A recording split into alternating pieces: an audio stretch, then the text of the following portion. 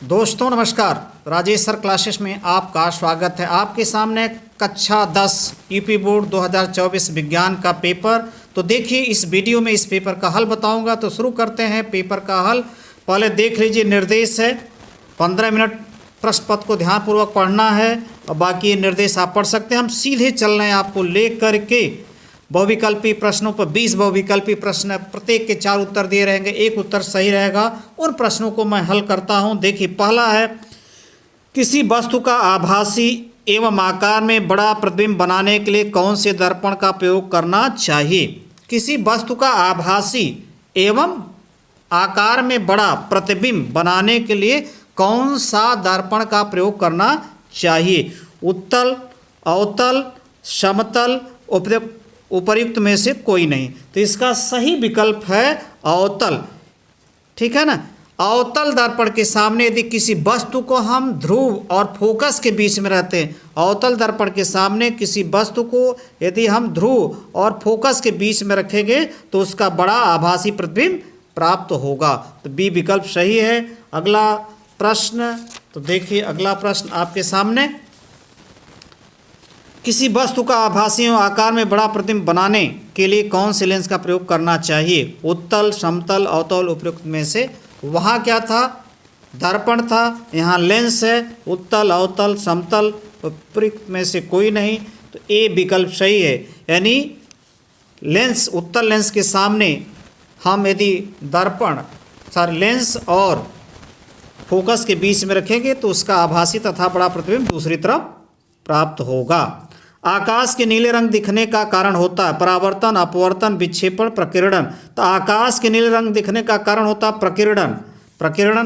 प्रकाश की चाल अधिकतम होती है।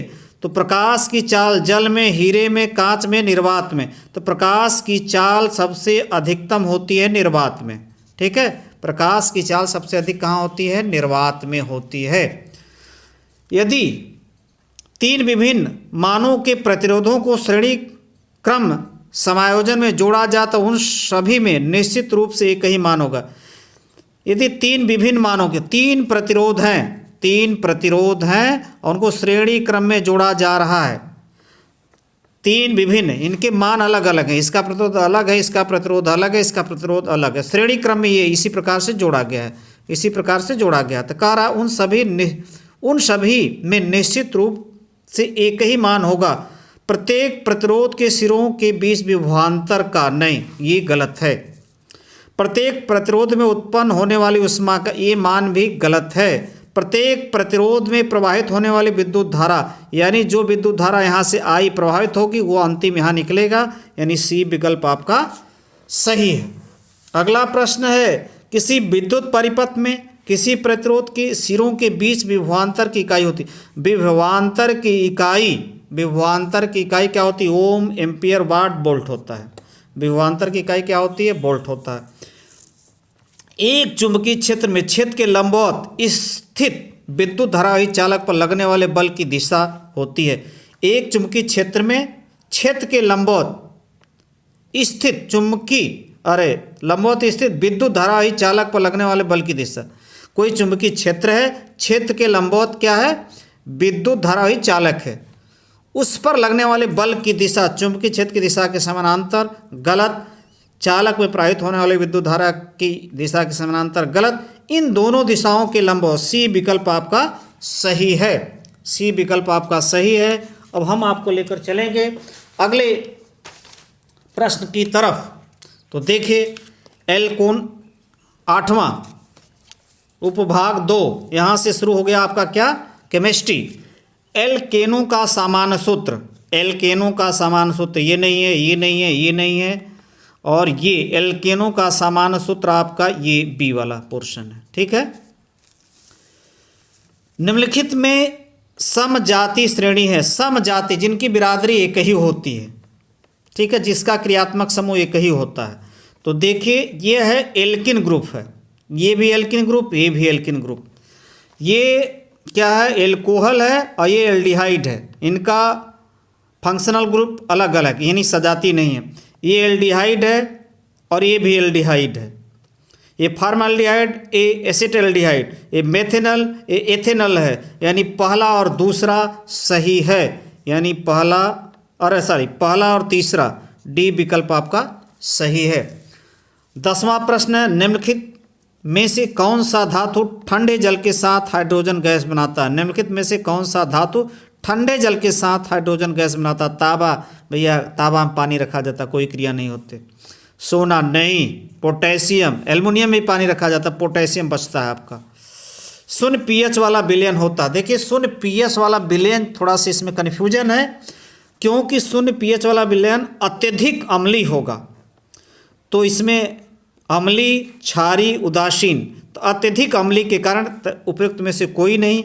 अम्लीय भी कुछ बच्चे सोचेंगे, लेकिन अत्यधिक अम्लीय तो होता है जिसका पीएच मान 7 से कम होता है, लेकिन अत्यधिक अम्लीय रहेगा विलयन तो उसका पीएच मान क्या होगा? शून्य पीएच मान होगा, तो उपयुक्त में से कोई नहीं। अगला है,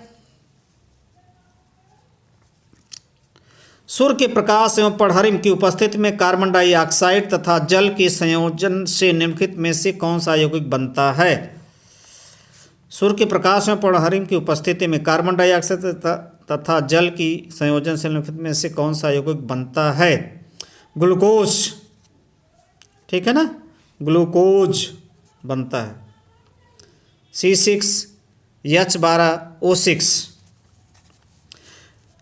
13वां, निम्नलिखित रासायनिक समीकरण को पूर्ण करने में निम्नलिखित में से कौन सा यौगिक प्रयुक्त होगा? यहाँ सोडियम एसीटेट है और यहाँ कैटलिस्ट के रूप में कैल्शियम ऑक्साइड है, और यहाँ ये किससे क्रिया करेगा, यानी यहाँ क्या रहेगा? ये पोटेशियम नहीं रहेगा क्योंकि यहाँ है ही नहीं। अमोनियम हाइड्रोक्साइड, यहाँ नाइट्रोजन है ही नहीं। सोडियम, कैल्शियम भी नहीं होगा, ये आपका बी विकल्प सही है, सोडियम हाइड्रोक्साइड यहाँ होगा, इससे क्रिया करेगा, ये बनेगा आपका। और हम अब आपको लेकर चलेंगे अगले प्रश्न की तरफ। यहाँ से उपभाग 3 शुरू हो गया। पौधों में फ्लोएम का कार्य होता है, पौधों में फ्लोएम का कार्य होता है जल एवं खनिज पदार्थों का परिवहन, वाष्पोत्सर्जन, खाद्य पदार्थों का स्थानांतरण, सी विकल्प सही है आपका। मनुष्यों में पाचन की शुरुआत किस अंग से होती है? मनुष्यों में पाचन की मुख से, यकृत से, छोटी आंत से, पित्ताशय में। देखिए छोटी आंत में भी पाचन क्रिया होती है, लेकिन शुरुआत की बात है तो शुरुआत मुख से ही हो जाता, वहाँ से चबाना शुरू करते हैं लोग। निम्नलिखित में से कौन सा एक पादप हार्मोन है? पादप हार्मोन, थायरॉक्सिन नहीं, एस्ट्रोजन नहीं, इंसुलिन नहीं, जिबरेलिन। जिबरेलिन क्या है? पादप हार्मोन होता है। जिबरेलिन क्या है? पादप हार्मोन। वृद्धि हार्मोन स्रावित होता है, थायराइड ग्रंथि से नहीं, अधिवृक्क ग्रंथि से नहीं, पिट्यूटरी पीयूष ग्रंथि से। सही विकल्प बी आपका है। निम्नलिखित में से कौन सा परागकोश के अंदर बनता है? बाह्यदल पुंज, कैलिक्स, परागकण, भ्रूणकोश, अंडाशय। निम्नलिखित में से कौन सा परागकोश के अंदर बनता है? परागकण। पुष्प का जनन अंग है 18। पुष्प का जनन अंग है बाह्यदल पुंज, कैलिक्स, दल पुंज, कोरोला। पुष्प का जनन अंग जायांग होता है। सही विकल्प सी है। वायुमंडल की ओजोन परत पृथ्वी को बचाती, वायुमंडल की ओजोन परत पृथ्वी को बचाती एक्स किरणों से, गामा किरणों से नहीं, पराबैंगनी किरणों से, यानी बी विकल्प आपका सही है। तो ऑब्जेक्टिव ये हुए आपके सामने। अब हम चल रहे हैं अगले प्रश्नों की तरफ। तो देखिए अगला प्रश्न भी आपके सामने आ रहे हैं। ये है खंड ब, उपभाग 1, वर्णात्मक प्रश्न। ये इसका आंसर तो आपको एमआर शीट पर देना था। अब यहाँ देखिए आने वाले वीडियो में इसका हल पूरा आपको मिलेगा। आप केवल देख लीजिए 21वां प्रश्न, 22वां प्रश्न, 23वां प्रश्न और 24वां प्रश्न। तो स्क्रीनशॉट ले सकते हैं और हल आपको अगले वीडियो में मिलेगा। स्क्रीनशॉट लीजिए जो आगे परीक्षा देंगे। और यहाँ देखिए 24वां है और यहाँ पर है क्या 25वां है। संतुलित रासायनिक समीकरण लिखिए और हम आपको अब लेकर चलेंगे अगले प्रश्न की तरफ। तो देखिए निम्नलिखित का कारण समझाइए। एक जस्ते की छड़ को कॉपर सल्फेट विलय में डालने पर उसका नीला रंग धीरे धीरे गायब हो जाता है। आयनिक यौगिकों के गलनांक को छोड़ते हैं, कारण है। अगले वीडियो में मिलेगा। उदासीनीकरण किया क्या है, इसके 2 उदाहरण दीजिए। भर्जन को उदाहरण सही समझाइए 2 नंबर। और आईपीसी नाम, तो ये तो है आपका मेथेनल है, ये आपका मेथेनल है। और ये है आपका क्या है, एथेनोइक एसिड, एथेनोइक अम्ल या एसिड। एथेनोइक अम्ल एसिड भी लिख सकते हैं, एथेनोइक अम्ल भी लिख सकते हैं। ये और ये हो गया आपका, यहाँ ये आप करिएगा। और ये देखिए उपभाग यानी यहाँ से बायो शुरू हो गया, तो देख सकते हैं। नमस्कार, स्क्रीनशॉट ले सकते हैं। अंग्रेजी वर्जन के छात्रों के लिए हम आगे लेकर आएंगे। न इसी में शुरू करते हैं सारी